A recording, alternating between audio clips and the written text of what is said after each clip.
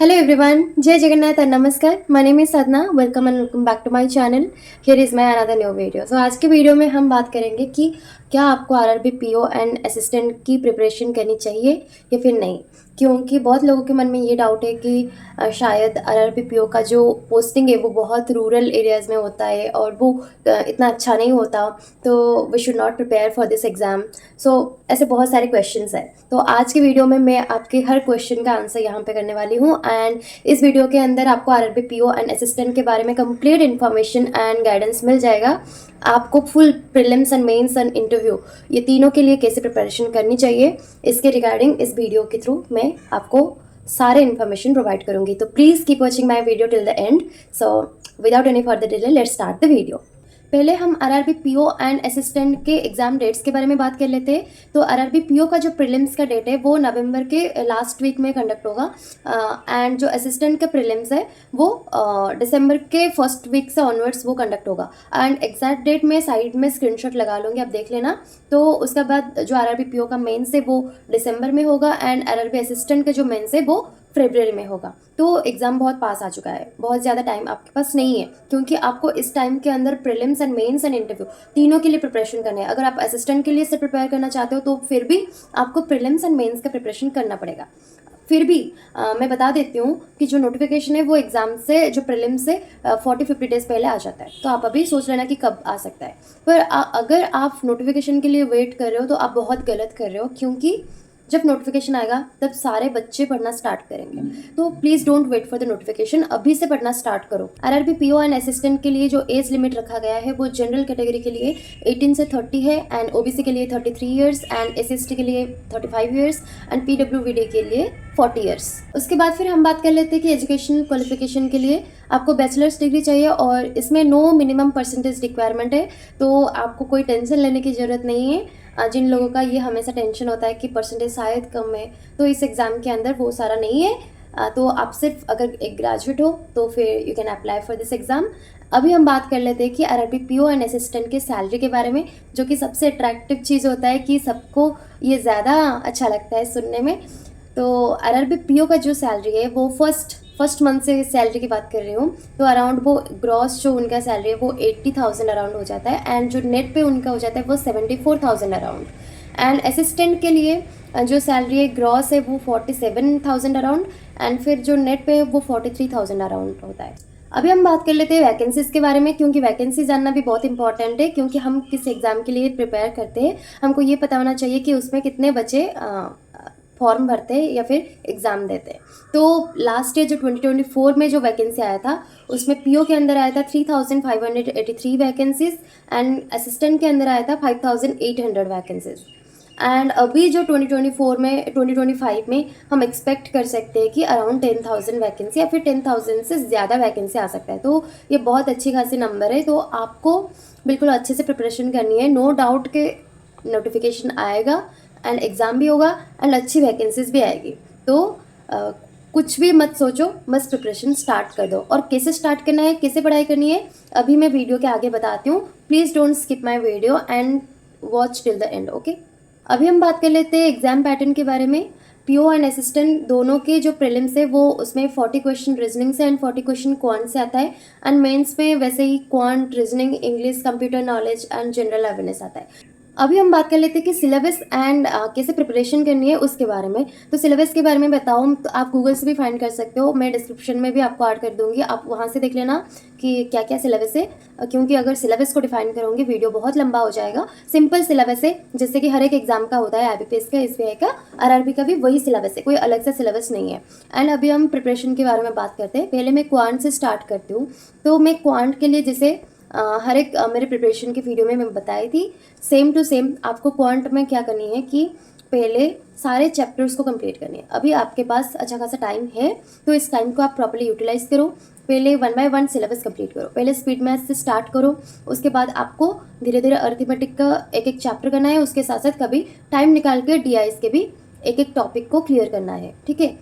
And आपको ऐसे complete करने के बाद फिर आपको सेक्शनल मॉक एंड फुल मॉक्स पे स्विच करना है। एंड जब एक चैप्टर कंप्लीट हो जाए उसके बाद दूसरे चैप्टर में जाते हो, तो जो पहला जो चैप्टर है उसका भी बीच में रिवाइज करते रहो। और रिवीजन कैसे होगा जब आप एक चैप्टर कर रहे हो, उसका जो भी फॉर्मूला है एंड उसका जो भी कंसेप्ट है, उसको आप नोट डाउन करके रखो। ऐसा नहीं कि एक टीचर ने पढ़ा लिया, आपने देख लिया और ख़त्म, ऐसा नहीं होना चाहिए। आपको जो कंसेप्ट है, सारे फॉर्मूलाज है, वो आपकी कॉपी में होना चाहिए, ताकि आप जब भी रिवीजन करो आपको बार बार वो सेम वीडियो देखना ना पड़े। आप वो आपके कॉपी पे देखो एंड वहाँ से आपको कंसेप्ट समझ में आ जाएगा, अगर आप अच्छे से वो चैप्टर को कंप्लीट किए हो तब भी। ठीक है, तो उसके बाद चैप्टर कंप्लीट हो गया। वन बाय वन जब चैप्टर कंप्लीट हो जाए, उसके बाद फिर आप सेक्शनल मॉक दिया करो, चैप्टर वाइज टेस्ट दिया करो। एंड ये सब मतलब किस ऐप से दोगे? आप टेक्स्ट बुक से दे सकते हो, गाइडली से दे सकते हो, ऐसे बहुत सारे जो टेस्ट सीरीज के एप्लीकेशन है, प्रैक्टिस मॉक है, ऑलिव बोर्ड है, आप किसी से भी दे सकते हो। बट मैं जो प्रिपरेशन के टाइम में यूज़ करती थी वो था टेक्स्ट बुक एंड गाइडली, तो मैं यही दोनों हर एक वीडियो में सजेस्ट करती हूँ। मैं क्वांट के अंदर और एक चीज़ ऐड करना चाहती हूँ कि आपको रोज़ कैलकुलेशन करनी है डेली बेसिस में, जैसे कि square, cube, square root, cube root, tables, addition, subtraction, multiplication, division, ऐसे जो स्पीड मैथ्स के जो कैलकुलेशन है उसको रोज़ प्रैक्टिस करनी है। जैसे कि बहुत सारे क्विजेस मिल जाता है, वहाँ से भी प्रैक्टिस कर सकते हो। बहुत सारे पीडीएफ्स में भी आपको क्वेश्चन मिल जाता है टेलीग्राम के अंदर, आप वहाँ से भी प्रैक्टिस कर सकते हो। ठीक है, आप कहीं से भी अगर प्रैक्टिस करना चाहते हो, आपको कहीं से भी क्वेश्चन मिल जाएगा, तो वहाँ से आपके अड्डा में क्विज आता है, प्रैक्टिस मॉक में क्विज आता है, टेक्स्ट बुक के अंदर क्विज आता है, ऐसे बहुत सारे एप्लीकेशन के अंदर क्विज आता है, तो वहाँ से भी आप अच्छे से रोज़ प्रैक्टिस कर सकते हो। एंड जो डीआईज है, आप अगर एक बार एक एक करके टॉपिक क्लियर कर लेते हो ना, तो आपका कंसेप्ट बिल्कुल क्लियर हो जाएगा। बाकी जो बच जाएगा वो है प्रैक्टिस, तो आपको सिर्फ प्रैक्टिस ही करनी है। तो प्रैक्टिस कैसे करोगे? आपको डेली बेसिस में यूट्यूब से आप क्लासेस कर सकते हो डीआई के, या फिर आप खुद से लगा सकते हो सेक्शनल में, या फिर चैप्टर वाइज टेस्ट में। टेक्स्ट बुक में बहुत सारे अवेलेबल है, गाइडली में भी बहुत सारे, मतलब बहुत सारे अवेलेबल है क्वेश्चन। आपको चिंता करने की कोई ज़रूरत नहीं है अगर आपके पास सब्सक्रिप्शन है। मैं ये सब फ्री में नहीं बता रही हूँ। देखो, फ्री में अगर आपको करना है ना, तो आपको बहुत टाइम लग जाएगा। क्यों आपको ये बता रही हूँ? आपको दिन में बहुत सारे टाइम आपको बस चीज़ें ढूंढने में चला जाएगा, तो इतना क्यों रिस्क लेना? तो एक बार आपको टेस्ट सीरीज परचेज कर लो, आपको बिल्कुल ईयरली सब्सक्रिप्शन मिल जाता है। डीआईज के एक एक चैप्टर को रोज़ प्रैक्टिस करनी है, एंड उसके साथ साथ फिर अरिथमेटिक के भी जो चैप्टर है वो आपको संडे में हो गया है, या फिर आप खुद से टाइम निकाल के जो चैप्टर ऑलरेडी आप कंप्लीट कर चुके हो उसका कंसेप्ट फिर से देखो, उसका थोड़ा सा प्रैक्टिस करो। ऐसे करके आपको अरिथमेटिक में एंड डीआईज में, स्पीड मैथ्स में आपका बहुत इंप्रूवमेंट होगा। एंड अरिथमेटिक में एक चीज़ और बताती हूँ कि अरिथमेटिक के अंदर ना जो भी चैप्टर है, मान लो कोई टाइम, स्पीड एंड डिस्टेंस है, उसमें ना 4-5 टाइप के टाइप्स है, उस टाइप में ही क्वेश्चन आता है। एग्जाम के अंदर जो क्वेश्चन आएगा वो कभी भी मतलब सेम टू सेम क्वेश्चन नहीं आएगा, बट वो सिमिलर पैटर्न में होगा। तो जो पैटर्न है एग्जाम जो क्वेश्चन का, उसको फाइंड करना है, एंड उसको आपको कॉपी में बिल्कुल नोट डाउन करके रखना है। हाँ, ऐसे टाइप के क्वेश्चन आता है ये, मतलब अगर ये चीज़ करोगे ना, शायद ये इतना कोई नहीं बताएगा, बट ऐसे अगर आप हर एक क्वेश्चन के टाइप को समझोगे, उसको दिमाग में रखोगे, या उसके बाद फिर आपको अपने आप में रियलाइज़ होगा कि हाँ, हर एक चैप्टर के ना 3-4-5 टाइप से, एंड उस पैटर्न के क्वेश्चन आता है बार बार, सेम टू सेम नहीं है बट उस सिमिलर क्वेश्चन आता है। तो आपको अगर वो चीज़ें याद हो जाएगा, हाँ ऐसे क्वेश्चन आता है एंड इस क्वेश्चन को हमें ऐसे करना है, तो आपका जो स्पीड है वो जल्दी बढ़ जाएगा। क्योंकि देखो, एग्ज़ाम के अंदर आपका जो क्वेश्चन आएगा, आपको वहाँ पे सोचने का टाइम नहीं मिलेगा कि इस क्वेश्चन को हम कैसे करें। आपको इतना प्रैक्टिस होना चाहिए कि वो क्वेश्चन को देख के ही आपके माइंड में आ जाना चाहिए कि हाँ, उसका मेथड क्या होना चाहिए, उसको कैसे हमको सॉल्व करना है। देखो, एक बात है कि आपको वो क्वेश्चन बिल्कुल ना आए, और एक बात है कोई क्वेश्चन हाँ ऐसा लगे कि हाँ ये हो जाएगा। जब हो जाएगा ये लगता है ना, तब आपको ये भी लगना चाहिए कि हाँ ये कैसे होगा। ऐसा नहीं कि हाँ ये तो हो जाएगा और फिर आप सोच रहे हो कि सॉल्व करने के, तो फिर एग्जाम में बहुत टाइम चला जाएगा एंड टाइम वेस्ट हो जाएगा, एंड आपका क्वेश्चन भी सॉल्व नहीं होगा।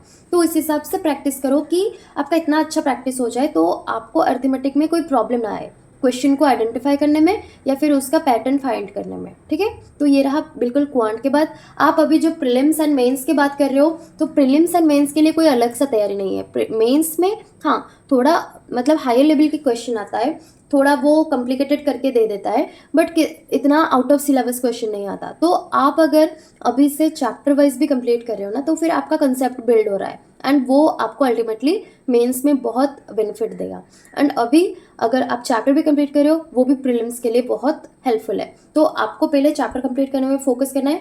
अगर आप रिपीटर हो, आपका पूरा चैप्टर कंप्लीट हो गया है, आप सिर्फ प्रीलिम्स का अल्टरनेट डेज पे मॉक लगाओ एक एंड सेक्शनल मॉक भी लगा सकते हो एंड मेंस के लिए यूट्यूब पे क्लासेस कर सकते हो एंड फिर आपको सेक्शनल मॉक भी लगाना है। मेंस का फुल मॉक देना इतना हेल्पफुल नहीं है, आप मेंस का सेक्शनल मॉक दे सकते हो। जब भी मेंस आएगा तब आप फुल मॉक देना। अभी आप अगर भी फिर भी चाहते हो कि हाँ आपको फुल मॉक देना है तो आप संडे में दे सकते हो। अभी हम बात करेंगे कि रीजनिंग के अंदर कैसे प्रिपरेशन करनी है। देखो, रीजनिंग के लिए जो सबसे इंपॉर्टेंट चीज़ है वो है पजल्स एंड सिटिंग अरेंजमेंट, क्योंकि सिर्फ प्रीलिम्स में नहीं, मेंस में भी 50 to 60% पोर्शन जो होता है वो पजल में से ही आता है। तो पजल्स को आप अंकुश लम्बा की यूट्यूब क्लासेस से कर सकते हो। मैं खुद कोई भी पेड कोर्सेज परचेज नहीं की थी, तो आप भी यूट्यूब से कर सकते हो।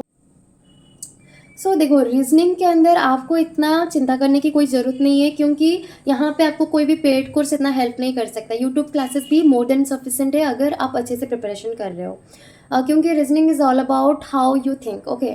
तो कितना डीपली आप सोच सकते हो एक क्वेश्चन के अंदर, वो रीजनिंग होता है। तो उसमें से कोई पेड कोर्स लेने की कोई भी ज़रूरत नहीं है। तो आप अंकुश लांबा के पजल्स एंड सिटिंग अरेंजमेंट के क्लासेस कर सकते हो। एंड जो प्रीलिम्स में जो चैप्टर्स आता है, जैसे कि सिलॉक्स आता है, इनइक्वालिटी आता है, direction and distance, blood relation, ऐसे करके जो भी क्वेश्चन आता है, कोडिंग डिकोडिंग, ये सब आप अंकुश लंबा सर से कर सकते हो। एंड ये सब मेंस में भी आपको अल्टीमेटली काम आएगा।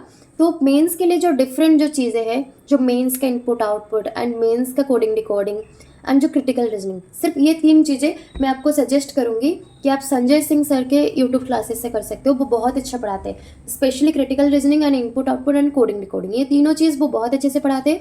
तो आप उनको प्रेफर करो। एंड जो मेंस में जो आता है कोडेड इनइक्वालिटी, रिवर्स सिलोजिज्म, जो ये सारे क्वेश्चन भी आप संजय सिंह सर से कर सकते हो। तो मैं ये ओवरऑली ये बताना चाहती हूँ कि प्रीलिम्स का जो फुल तैयारी है वो अंकुश लंबा सर से हो जाएगा, बट जो मेंस के लिए जो चाहिए वो संजय सिंह के क्लासेस से मिल जाता है। ये बिल्कुल कंप्लीट हो गया रीजनिंग का। रीजनिंग में और कुछ भी नहीं है, ठीक है। तो उसके बाद फिर हम आते हैं इंग्लिश के ऊपर। तो इंग्लिश में आपको कैसे तैयारी करनी चाहिए। देखो, इंग्लिश का फर्स्ट रूल है आपको डेली रीड करना है। तो रीड कैसे करोगे, जब आप एडिटोरियल वगैरह पढ़ोगे तो आपको रोज़ एक दो एडिटोरियल करना है, और वो भी मैं सजेस्ट करूँगी द हिंदू से। अगर आप यूट्यूब से निमिषा मैम के क्लासेस भी अवेलेबल है, वहाँ से कर सकते हो। आप न्यूज़पेपर से कर सकते हो, कोई वेबसाइट से कर सकते हो, कोई ऐप से भी कर सकते हो, नो प्रॉब्लम। बट आपको एडिटोरियल रोज़ करना है। आपका एडिटोरियल अभी हो गया। एडिटोरियल के बाद आपको रोज़ वोकैब के प्रैक्टिस करनी है। अगर आप निमिषा मैम के क्लासेस कर रहे हो, वो एडिटोरियल के बाद फिर वोकैब का भी पढ़ाते हैं, तो वहाँ से कर सकते हो, या फिर आप कहीं से भी कर सकते हो। बट आपको वोकैब को हमेशा नोट डाउन करके रखना है। क्यों मैं ये बताती हूँ कि आप जब भी सोने जाओ उसके पहले थोड़ा सा वोकैब को रिवाइज कर लो, फिर सुबह उठने के बाद फिर रिवाइज कर लो, और संडे में पूरा वीक का जितना आप वोकैब बनाया है तो उसको भी आप रिवाइज कर सकते हो। ऐसे रिवीजन जितना बार करोगे आपका जो रिटेंशन पावर है वो उतना बढ़ेगा। देखो, वोकैब को ऐसे याद नहीं रखना, बस रीड करते रहना। अगर रोज़ रीड करोगे तो वो अपने आप माइंड में सेट हो जाएगा। जब आप एग्ज़ाम के अंदर ऑप्शंस देखोगे तो आपको बिल्कुल क्लिक कर जाएगा कि हाँ यही सही आंसर है, ठीक है। तो ऐसे वोकैब को करना होता है। And vocab is most important. आप वोकैब को इग्नोर मत करना। आप सोच रहे होंगे हाँ 2-3 मार्क्स का, वो क्लोज टेस्ट में काम आता है, वो इससे जो मिसलेनियस क्वेश्चन आता है, और बहुत ज़्यादा आरसी में भी काम आता है। तो vocab is very very important, उसको इग्नोर मत करना। हमारा अभी हो गया आरसी, वोकैब, ये सब हो गया। उसके बाद आपको पैराजम्बल, क्लोज टेस्ट, बहुत सारे ग्रामर के मिसलेनियस क्वेश्चन, ये सब भी मिल जाएंगे। इसको कैसे करना है, इसको आप 120 रूल्स ऑफ ग्रामर, जिसमें आप निमिषा मैम के 7 to 8 आवर्स की क्लास है, उसको कंप्लीट करो। रोज़ अगर आप हाफ एन आवर या फिर 1 आवर भी कर रहे हो तो एक वीक में या फिर 10 दिन में आपका कंप्लीट हो जाएगा।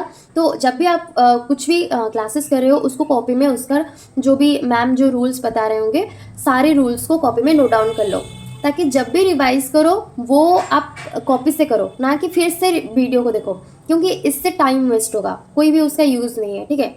और जब भी 120 रूल्स ऑफ ग्रामर कंप्लीट हो जाए या फिर आप कर भी रहे हो, उसके साथ साथ आपको सेक्शनल मॉक भी लगाना है, ताकि जो रूल्स आप पढ़ रहे हो उसको कैसे यूज़ कर पाते हो। क्योंकि मेन थिंग है आप क्वेश्चन अटेम्प्ट करना एंड क्वेश्चन को सही करना, इसके लिए ही आप ये सब कर रहे हो। तो फिर आपको जो भी पढ़ना है वो एग्ज़ाम के अंदर आप उसको यूज़ करो, ठीक है। और जो पैराजम्बल के लिए है, आपको पैराजम्बल के भी क्लासेस मिल जाएंगे। पैराजम्बल के लिए आप एक क्लास देख लो, वो इनफ है। उसके बाद से आपको आ जाएगा कि पैराजम्बल को कैसे करना है। वो थोड़ा सा कुछ कुछ रूल्स अवेलेबल है जो पैराजम्बल के अंदर किया जाता है, तो आप उसको एक बार देख लो, आपका हो जाएगा। उसके बाद इंग्लिश में और कुछ नहीं करना, बस आपको रोज़ एक सेक्शनल मॉक लगाना है, या उसके बाद फिर आपको प्रॉपर्ली एनालाइज करना है। क्योंकि देखो, analysis is very important. English के बाद हम अभी आते हैं कि जनरल अवेयरनेस में आपको क्या करना है। देखो, मैं आपको हमेशा बताती हूँ कि जनरल अवेयरनेस के अंदर आप बिल्कुल भी रिस्क मत लो, आप बिल्कुल भी मतलब फ्री सोर्सेज के ऊपर रिलाय मत करो। आप हमेशा पेड कोर्स को प्रेफर करो। क्यों, मैं ये बताती हूँ कि फ्री जो सोर्स है ना, वहाँ पे डेली का न्यूज़ वो करा देते हैं, बट वो इतना आपको अच्छे से डिटेलिंग में नहीं बताते, और वो सिर्फ एग्ज़ाम के 5-10 दिन पहले ही मैराथन वीडियोस प्रोवाइड करते हैं। और पता नहीं बच्चों को वहाँ से भी फ़ायदा मिलता है, बट मैं आपको ये सजेस्ट करूँगी, जितना पहले से आप रेडी होंगे तो आप बिल्कुल कामली एग्ज़ाम के अंदर जा पाएंगे। अगर एग्ज़ाम के 5-10 दिन भी पहले आपका जनरल अवेयरनेस कंप्लीट नहीं है, या फिर अच्छे से आप नहीं पढ़े हो, तो आपका अंदर बहुत टेंशन होगा, और उस चक्कर में आपको एग्ज़ाम भी बहुत ज़्यादा बैडली इम्पैक्ट होगा। तो प्लीज़ डोंट टेक रिस्क, आपको अच्छे से पहले से ही तैयारी करनी है। अगर आप पहला अटैम्प्ट में या फिर इस साल ही एग्ज़ाम को क्लियर करना चाहते हो, तो पेड कोर्स में आपको मैं, अगर इंग्लिश में आप ज़्यादा कंफर्टेबल हो, तो मैं आपको गाइड लिखा आदित्य सर का हसल बैच प्रेफर करूँगी, सजेस्ट करूँगी। क्योंकि मतलब ट्रस्ट मी, जो उनका जो PDFs एंड वीडियोज़ है वो बहुत ज़्यादा रिलायबल है, एंड वो बहुत जेन्युइन वीडियो बनाते हैं, एंड उसमें से आपको 70% से 80% क्वेश्चन देखने को एग्ज़ाम के अंदर मिल जाता है। देखो, आप ऐसा बिल्कुल भी मत सोचो कि कोई भी सोर्स होगा वहाँ से आपको 100% क्वेश्चन मिल जाएगा, ऐसा कभी नहीं होगा। आप चाहे किससे भी पढ़ रहे हो, आप चाहे 10 भी रिसोर्सेज फॉलो करो, कुछ मतलब ऐसा नहीं होगा कि आपको सारे क्वेश्चन देखने को मिल जाएगा, कुछ तो ऐसे छूटेगा। बट आपको जो मोस्टली जो क्वेश्चन आता है वहाँ पे फोकस करना है। तो आप गाइडली पे फॉलो कर सकते हो अगर इंग्लिश में पढ़ना चाहते हो। अगर आप दोनों इंग्लिश हिंदी को चाहते हो, तो मैं आपको सजेस्ट करूँगी कि अफेयर्स क्लाउड फॉलो करो। अफेयर्स क्लाउड के जो मंथली PDFs है एंड वीकली PDFs है, वो बहुत अच्छे हैं, एंड मैंने ये दोनों को प्रेफर किया था। बट पहले जो मैं प्रिपरेशन कर रही थी, वहाँ मैंने उस टाइम पहले अफेयर्स क्लाउड को फॉलो किया था। बट उस टाइम प्रॉब्लम ये हुआ था, जब एग्ज़ाम के अंदर मैं जा रही थी, मुझे ऐसा लग रहा था कि हाँ, ये क्वेश्चन को मैंने देखा है, बट वो क्वेश्चन मेरा सही नहीं होता था। इसलिए नहीं होता था क्योंकि मेरा जो स्टैटिक बैंकिंग का जो क्वेश्चन है वो क्लियर नहीं था, वो कंसेप्ट मुझे नहीं आता था। तो मैं जितने बार भी क्वेश्चन को रीड करती थी न्यूज़ में, वो मुझे याद नहीं होता था, क्योंकि वो मुझे अच्छे से समझ में नहीं आता था। ठीक है, वो उसके बाद फिर मैंने बहुत रिसर्च करने के बाद मुझे मिला गाइडली, एंड गाइडली से मैंने पढ़ना स्टार्ट किया। मैंने पहले स्टैटिक बैंकिंग क्लियर किया, एंड उसके बाद फिर मैंने करंट अफेयर्स ऐसे सब करने लगा। ठीक है, तो फिर मुझे एग्ज़ाम में बहुत अच्छा रिजल्ट मिला, एंड मेरा फाइनली एग्ज़ाम क्लियर होने लगा। ठीक है, एंड मैं आपको बता दूँ कि आपको 3-4 मंथ्स के करंट अफेयर सफिशेंट है, आपको ज़्यादा पढ़ने की कोई ज़रूरत नहीं है। क्योंकि देखो, जिस चीज़ पे आप इतना श्योर नहीं हो, वहाँ पे इतना ज़्यादा भी देखो, बहुत बच्चे ऐसे पढ़ते हैं कि करंट अफेयर्स को रोज़ 2-3 घंटे पढ़ रहे, ये टाइम वेस्ट है। मैं आपको मतलब ऑनेस्टली बता रही हूँ, आपको कोई भी फ़ायदा नहीं मिलेगा। आप सिर्फ वीकली या फिर मंथली PDF या फिर वीडियो से भी आप कर सकते हो। एक ही रिसोर्स फॉलो करो, एंड रोज़ का 1 घंटा भी सफिशिएंट है। आप अच्छे से उसको बार बार रिवाइज करते रहो, आपका हो जाएगा। अगर आपको हसल बैच आप लोगे आदित्य सर के, तो वो बिल्कुल आपको स्ट्रैटेजी बता देंगे कि कैसे प्रिपरेशन करनी है, आप उस हिसाब से कर सकते हो। या फिर अगर आपको अफेयर्स क्लाउड से पढ़ना है, आप उस हिसाब से भी पढ़ सकते हो। और बहुत सारे लोग ये भी बोलते हैं कि कपिल कटपल सर का वीडियो बहुत अच्छा होता है। बहुत सारे टीचर्स हैं, कुछ पांडे हैं, बहुत सारे अभिजीत सर है, पर मैंने ऑनेस्टली उनसे नहीं पढ़ा है, तो मैं नहीं सजेस्ट कर सकती हूँ। बट हाँ, अगर आपको पढ़ना है तो you can go for it. बहुत लोग ये बोलेंगे कि स्टैटिक बैंकिंग के क्वेश्चन बहुत कम आते हैं, 3-4 क्वेश्चन आते हैं, तो इतना इंपॉर्टेंट नहीं है। बट आप एक बार सोचो, आप अगर PO के इंटरव्यू में जा रहे हो ना, चाहे कोई भी IBPS हो, SBI हो या फिर RRBs हो, तो वहाँ पे जो आपको 70 से 80% क्वेश्चन मिलेगा, वो स्टैटिक बैंकिंग से ही पूछे जाएंगे। ठीक है, उसके बाद फिर वो करंट न्यूज़ से पूछेंगे, और जो भी करंट न्यूज़ से पूछेंगे उसके भी जो स्टैटिक बैंकिंग के जो कंसेप्ट है वहाँ से क्वेश्चन पूछेंगे। तो आपको मेंस के बाद जो इंटरव्यू के लिए जो टाइम बचता है ना, वो बहुत कम टाइम होता है। उस टाइम के अंदर आप पूरा स्टैटिक बैंकिंग के कंसेप्ट नहीं क्लियर कर सकते हैं। ठीक है, अगर क्लियर कर भी लोगे तो फिर वहाँ पे याद नहीं होगा, आप अच्छे से क्वेश्चन को आंसर नहीं कर पाओगे। तो ठीक है, पहले अभी से स्टार्ट करो। मैंने भी यही गलती की थी, मेरा मतलब मेंस टाइम आ चुका था, फिर भी मेरा स्टैटिक बैंकिंग क्लियर नहीं था।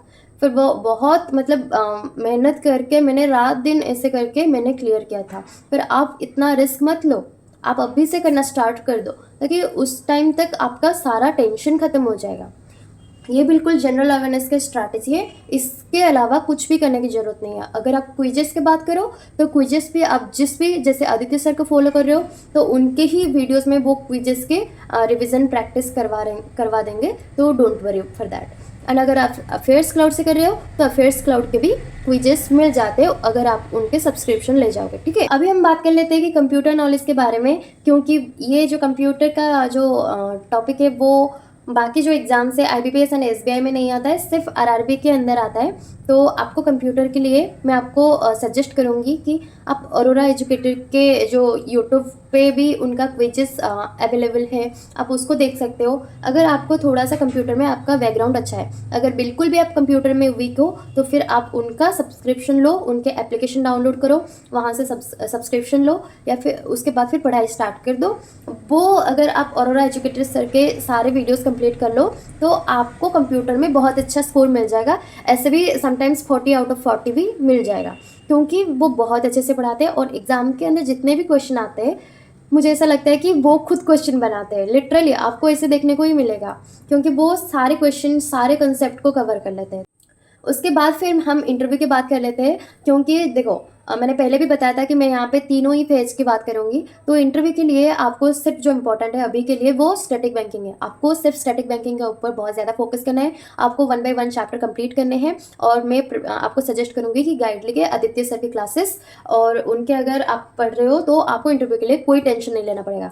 और जब भी आप मेंस कंप्लीट हो जाएगा आपका, उस टाइम जो इंटरव्यू के रिगार्डिंग मैं आपको अच्छे से बता दूंगी कि किस तरह के क्वेश्चन वो पूछते हैं एंड कैसे प्रिपरेशन करनी है, तो तब आप इंटरव्यू के लिए भी अच्छे से प्रिपेयर हो जाओगे। अभी सिर्फ आपका एक काम है, वो स्टैटिक बैंकिंग क्लियर करना, अभी उसको करो, ठीक है। और बाकी कोई टेंशन नहीं लेने का, एंड अच्छे से प्रिपेयर करो, एंड थोड़ा सा लाइफ को एंजॉय करो, एंड अच्छे से पढ़ाई करो, खाओ पियो और मस्त रहो। तो इसके साथ मैं वीडियो को यहीं पे एंड करती हूँ।